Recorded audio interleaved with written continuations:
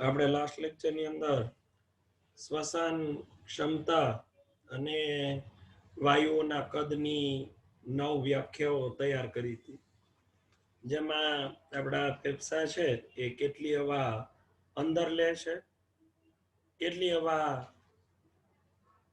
બહાર કાઢે છે અને કેટલી હવા અંદર બહાર કરવાની આપણી ફેફસાની કેપેસિટી છે એની આપણે લાસ્ટ લેક્ચરની અંદર ચર્ચા કરી હતી. હવે આપણે આપણા અલગ અલગ અંગરચનામાં કયા વાયુ કેટલી માત્રામાં છે અને એની આપલે છે એ કેવી રીતે થાય છે એની વાત હવે આજના લેક્ચરમાં આપણે કરીએ. તો જે પર્ટિક્યુલરલી આપણી વાયુઓની આપલેની જો વાત કરીએ તો વાયુની આપલે થવાનું સ્થાન કયું? સૌથી પહેલું મેઇન MCQ કહી શકીએ તો કે આપણા વાયુ કોષ્ઠ એ વાયુ વિનિમયનું પ્રાથમિક સ્થાન કહેવાય. સૌથી પહેલી જગ્યા છે કે જ્યાં વાયુઓ વચ્ચે એક્સચેન્જ થાય છે, એટલે કે આપ લે થાય છે, એટલે કે વાયુ વિનિમયનું સ્થાન છે. બરાબર છે. પછી તો કે વાયુ કોષ્ઠમાંથી વાયુઓ ક્યાં જાય આપલે થાય એટલે? તો કે ત્યાંથી જાય રુધિરમાં. રુધિરમાં પહોંચી ગયા તો રુધિરમાંથી વાયુઓ ક્યાં આપલે કરશે? તો કે રુધિર અને પેશી વચ્ચે પછી આપલે થશે. તો પેલા કોની વચ્ચે આપલે થાય? તો કે વાયુ કોષ્ઠ અને રુધિર વચ્ચે, એટલે વાયુ કોષ્ઠમાંથી રુધિરમાં ગયા. પછી કોના વચ્ચે આપલે થઈ? તો કે રુધિર અને પેશી વચ્ચે, એટલે રુધિરમાંથી ક્યાં ગયા? પેશીમાં વાયુ ગયા. પણ આ જે આપલે છે આમાં નિયમ કયો લાગ્યો? તો કે O2 અને CO2 નું જે વિનિમય છે એ O2 CO2 ના દબાણ અથવા એની સાંદ્રતાના ઢોળાંશ ઉપર આધારિત છે. અને આગળ આપણે વાત થઈ હતી એમ એકદમ સાદા પ્રસરણના નિયમથી એ વહન કરે છે. એટલે શું સાદા પ્રસરણના નિયમથી વહન કરે? એટલે તો કે તમને યાદ હોય તો વધુથી ઓછા તરફનું વહન છે. હવે આપલે શબ્દ અથવા તો વિનિમય શબ્દ કેમ પ્રયોગ થાય? તો કે O2 અંદરની સાઈડ આવે પણ CO2 તો બહારની સાઈડ જાય છે ને. સમજ્યા વાત તમે? હવે તો કે જે વાયુઓની આપલે છે એની ક્વોન્ટિટી કઈ રીતે નક્કી કરવી? તો કે વાયુની આપલે ઉપર અસર કરતા પરિબળોની વાત કરી તો વાયુઓની આપલે ઉપર વાયુઓની દ્રાવ્યતાની સાથે સાથે જે એમાં સંકળાયેલા સ્તર આવે, એટલે કે વાયુ કોષની દિવાલ આવે, રુધિર વાહિનીની દિવાલ આવે, પેશી કોષ રસ પટલ આવે, એ આધાર રાખે. હવે એ જાડી દિવાલ હોય તો પ્રસરણ ઓછું થાય, પાતળી દિવાલ હોય તો પ્રસરણ વધુ થાય. એટલે એક વસ્તુ એ અસર કરે. બીજી વસ્તુ તો કે કેટલી માત્રામાં વાયુ અવેલેબલ છે. આ બધી વસ્તુ થઈ અને આપણા જે વાયુઓનું પ્રસરણ છે એમાં અસર કરતા પરિબળો કહી શકીએ. તો મુખ્ય બે પરિબળ છે. એક તો વાયુની દ્રાવ્યતા કેટલી છે અને બીજું તો કે આપલે સાથે સંકળાયેલા સ્તરની જાડાઈ કેટલી છે. ક્લિયર?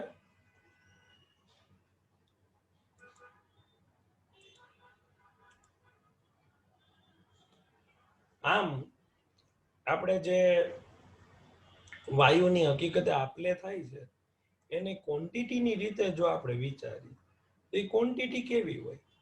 આપણે કેટલો ઓક્સિજન, આપણને શું લાગે છે કે કેટલો આપલે થઈ જતો હશે, અથવા તો કેટલો ઓક્સિજન છે એ એક્ઝેક્ટલી આપણા પેશી કોષો સુધી પહોંચતો હશે? તો કે ઓક્સિજનની માત્રા જૂજ છે ઓછી છે અને એની સામે એનું દબાણ પણ ઘણું ઓછું હોય છે. તો આવા જે વાયુઓનું મિશ્રણ છે એમાં દબાણ કેવું છે? ખૂબ ઓછું, એટલે કે દબાણ આંશિક હોય છે. શું કામ? તો કે આપણે શ્વાસ લઈએ છીએ એમાં શું ખાલી ઓક્સિજન જ લઈએ છીએ? તો કે ના, એ તો વાયુઓનું મિશ્રણ લઈએ છીએ, જેમાં ઓક્સિજન છે,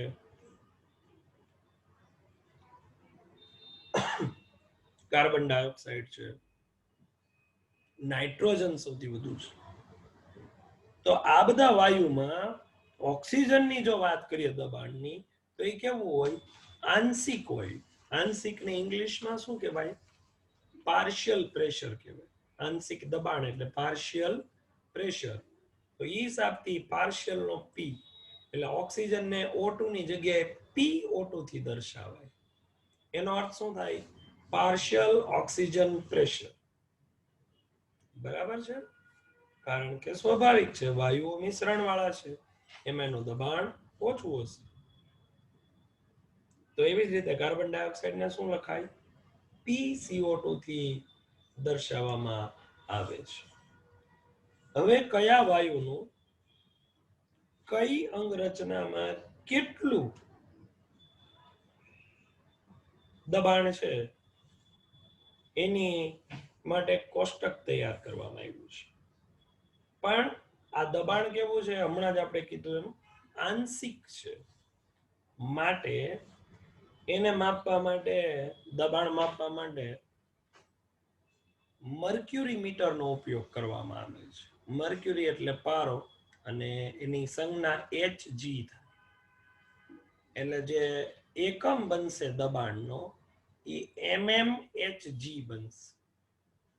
એટલે આપણે જે કઈ વાયુઓની વાત કરશું એના દબાણની, એ બધામાં પાછળ એકમ શું હશે? જે કઈ આંકડા હશે એની પાછળ, તો કે આંકડાની પાછળ એકમ લાગશે mmHg. કારણ કે આ પ્રકારનું દબાણ મર્ક્યુરી મીટર વડે માપી શકાય તેમ છે. ક્લિયર?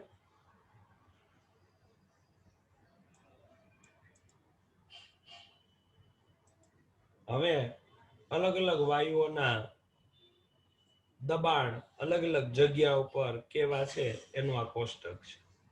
આ યાદ રાખવું જરૂરી છે. સૌથી પહેલા આપણે વાત કરીએ તો ઓક્સિજન. ઓક્સિજન છે એ આપણો મુખ્ય શ્વસન વાયુ છે. વાતાવરણમાં એનું, એટલે કે વ્યક્તિગત આજુબાજુના વાતાવરણમાં એનું દબાણ કેટલું? તો કે 159 mmHg. કેટલું છે? 159 mmHg.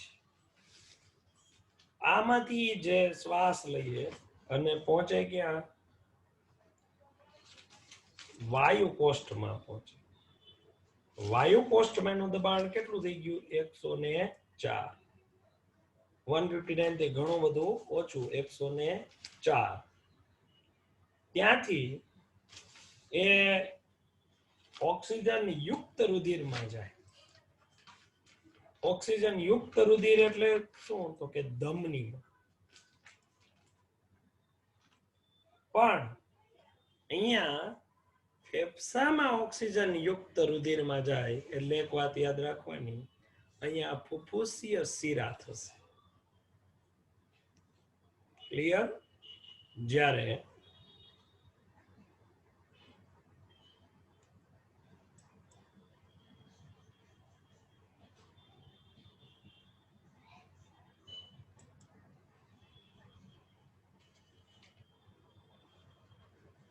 એનું ઓક્સિજન વિહીન રુધિર એટલે જેને કહેવાય ફુફુસીય ધમની, એમાં એનું પ્રેશર કેટલું છે? ફક્ત 40 છે. કેટલું? 40.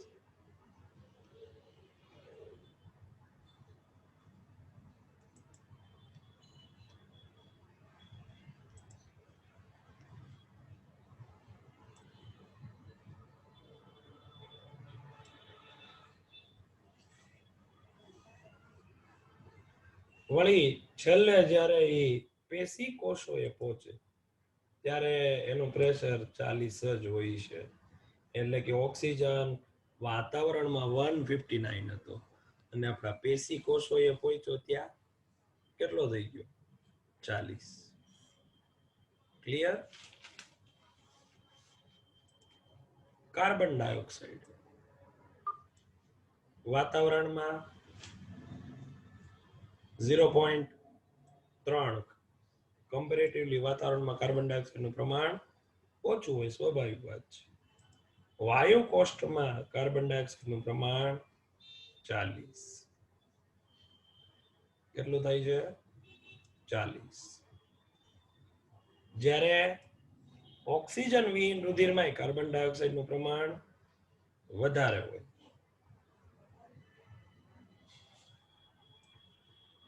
પિસ્તાલીસ.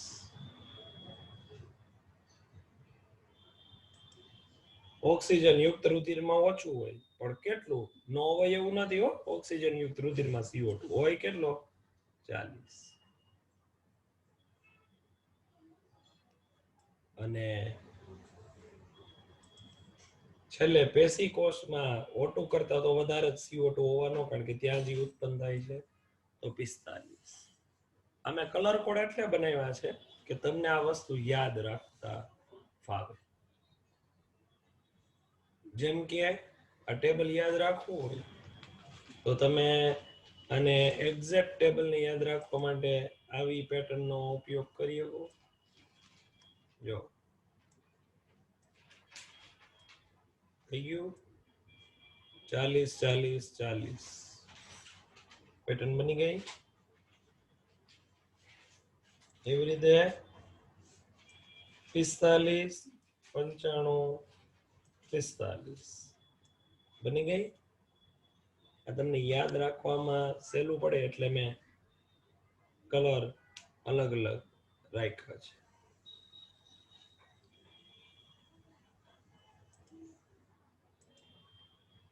તો આ રીતે આપણા વાયુઓ છે એ જોવા મળે છે. મેં તમને કીધું એમ કે અહીંયા એક વસ્તુ યાદ રાખવાની છે. શું? તો કે જે આ ઓક્સિજન યુક્ત રુધિર છે એ શું છે? તો કે ફુફુસીય શિરા છે. શું છે? ફુફુસીય શિરા.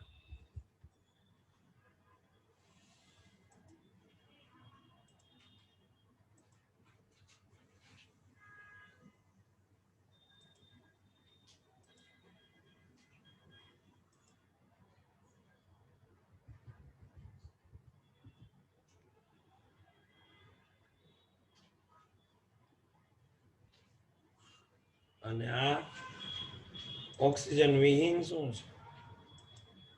ફુફુસીય ધમની.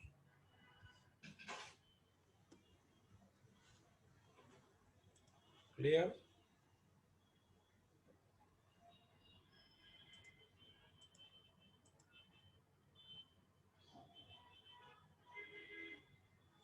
એ જ આખી વસ્તુ આ આકૃતિમાં અહીંયા સમજાવી છે. એને આપણે જોઈ લઈએ.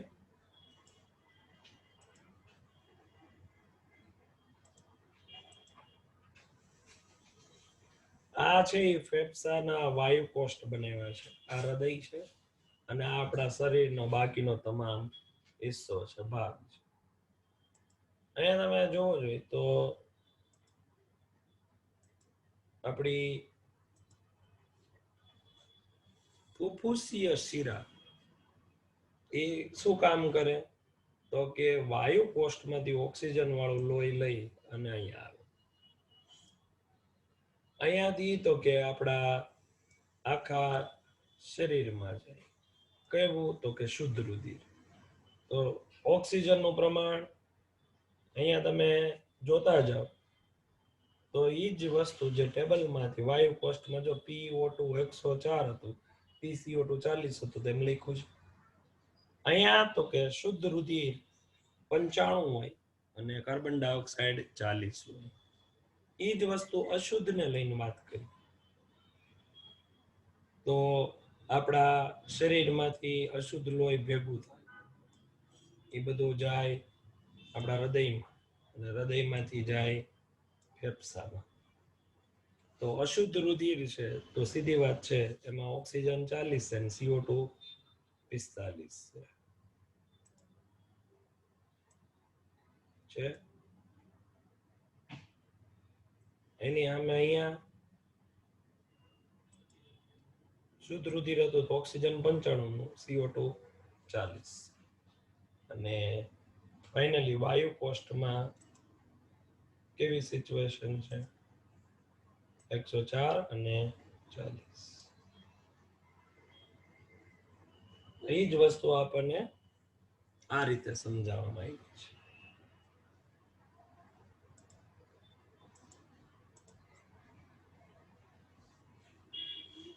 હવે તો કે આપણે જે વાયુ કોષ્ટથી રુધિર વાહિનીની વાત કરીએ છીએ એમાં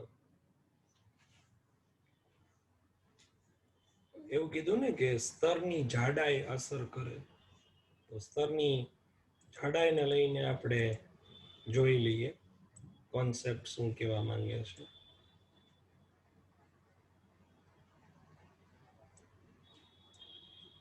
આ વાયુ કોષ્ટ છે.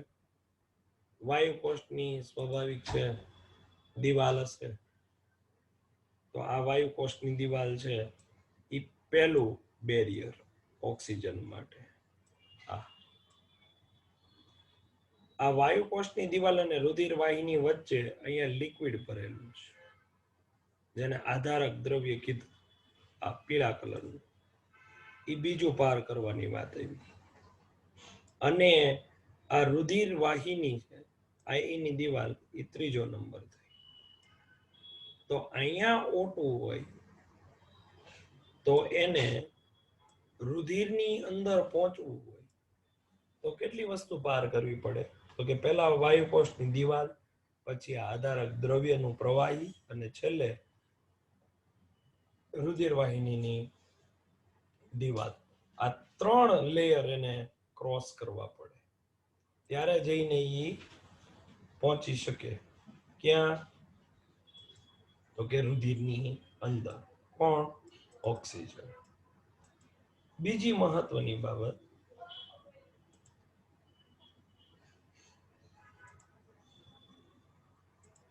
કે આપણા રુધિર અને પેશીઓમાં ઓક્સિજન છે એ સાંદ્રતાના ઢોળાંશ રીતે છે અને CO2 એનાથી ઊંધું, એટલે કે પેશીમાંથી રુધિર ને રુધિરથી વાયુ કોષ્ટ. એટલે બે નો રૂટ કેવો છે? એકબીજાથી વિરુદ્ધ પ્રકારનો છે. પણ CO2 ની દ્રાવ્યતા O2 કરતા 20-25 ગણી વધારે છે. શેમાં? રુધિર રસમાં ઓગળવાની. એટલે જ કાર્બન ડાયોક્સાઇડનું વહન જાજુ રુધિર રસમાં ઓગળીને થાય છે. એટલે એવું કહી શકીએ કે પ્રસરણ સપાટી ઉપર કાર્બન ડાયોક્સાઇડ છે એ O2 ની તુલનામાં ખૂબ વધારે પ્રસરણ પામી શકે છે. ક્યાંથી? તો કે આપણે કીધું એ દિવાલમાંથી. 3 સ્તરની બનેલી રચના છે જેમાં પહેલું લેયર હમણાં મેં દોરીને બતાવ્યું હતું એ હતું વાયુ કોષ્ટની પાતળી લાદી સમધિ છદની બનેલો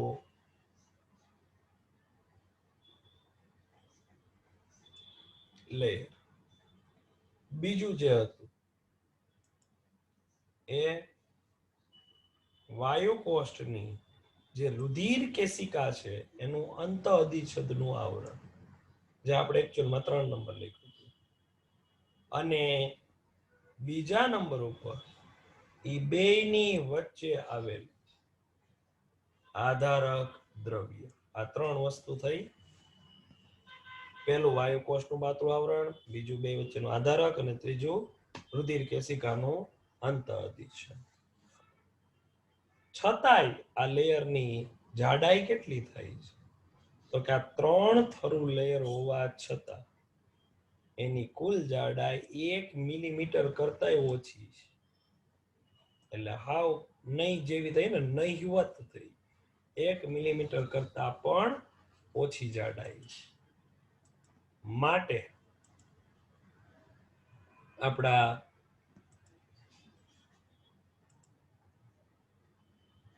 O2 નું વાયુકોષથી પેશી અને CO2 નું પેશીથી વાયુકોષ સુધીનું પ્રસરણ અનુકૂળ છે. શું કામ? તો કે આ લેયર એટલું બધું જાડું નથી કે એને ક્રોસ કરવા મુશ્કેલી પડે અથવા ક્રોસ ન કરી શકે, સરળતાથી ક્રોસ કરી શકે છે. માટે O2 અને CO2 નું વિનિમય છે એ શક્ય છે. તો આપણે બેઝિક કોન્સેપ્ટ આજે જોયો વાયુની આપલેનો. હવે એક એક વાયુનું વહન કેવી રીતે થાય એ આપણે નેક્સ્ટ લેક્ચરમાં જોઈશું.